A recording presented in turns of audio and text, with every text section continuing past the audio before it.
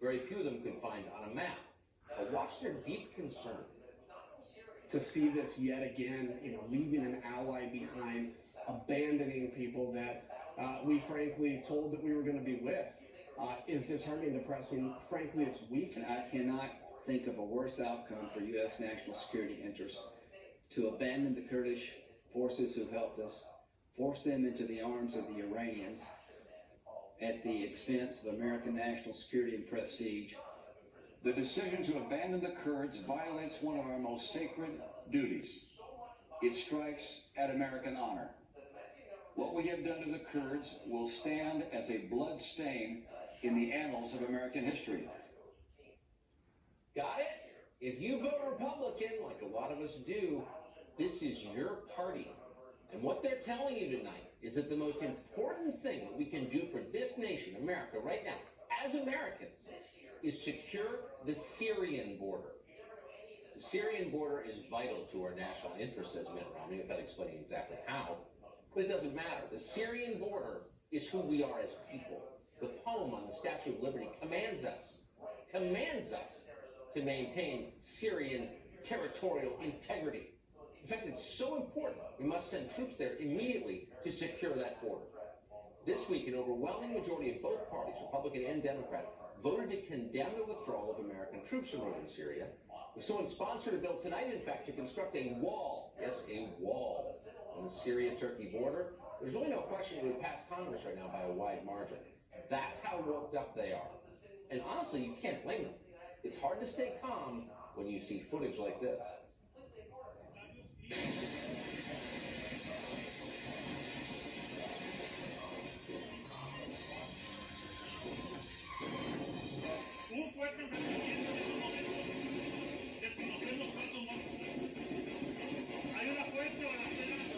Terrifying, isn't it? Those poor Kurds. The weight. That was war zone footage, obviously, but it was not from Syria. In fact, that tape was from Mexico, our neighbor to the south. We share nearly 2,000 miles of border with Mexico, so you'd think our leaders would pay attention to what's going on there. They don't. If they did, though, they'd be worried.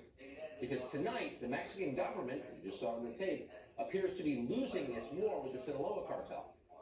Recently, the government of Mexico captured a man called Ovidio Guzman Lopez. He is the son of imprisoned drug lord El Chapo. In response to his capture, the Sinaloa cartel unleashed so much violence, again, the tape showed it, that the Mexican government caved to release El Chapo's son. Now, that's shocking by American standards, but in Mexico it's routine. Last year, the country of Mexico reported 33,000 murders. That's almost double the number of murders we reported here in this country, but Mexico has 1/3 as many people as we do, to put it in some perspective. This year, they may break their own murder record. You never know any of this by watching America. Don't walk in front of me. Our press does not cover Mexico, except in the most caricatured terms. Our leaders wring their hands about the Syrian-Turkish border, but ignore a failed state right next to Texas, Arizona, and California. They claim to fear the resurgence of ISIS. Some of the people we played a tape of earlier will tell you ISIS is very scary. They're a massive threat, along with Iran. But they don't seem to care at all about the Sinaloa cartel right on our southern border. Now, ISIS is awful, of course, and in theory they might kill Americans in terror attacks. But the Sinaloa cartel is currently, right now, killing thousands of Americans every year. How? Well, it's the single biggest smuggler of fentanyl into the United States. Did you know that? Probably not, because nobody talks about it. It's completely ignored in Washington. And that says everything about the priorities of both parties. Today, Mitch McConnell released an op-ed in the Washington Post denouncing the decision to withdraw troops from Syria. We can never leave Syria. It would be a, quote, grave mistake to leave Syria, Mitch McConnell tells us. But for 2 years, when the Republican Party had complete control over Congress and the White House, McConnell and the rest of his party, the Republican leadership, did nothing to secure our border, our actual border. If only the Kurds were battling a fentanyl epidemic, maybe then Washington would care about the real international crisis hurting America.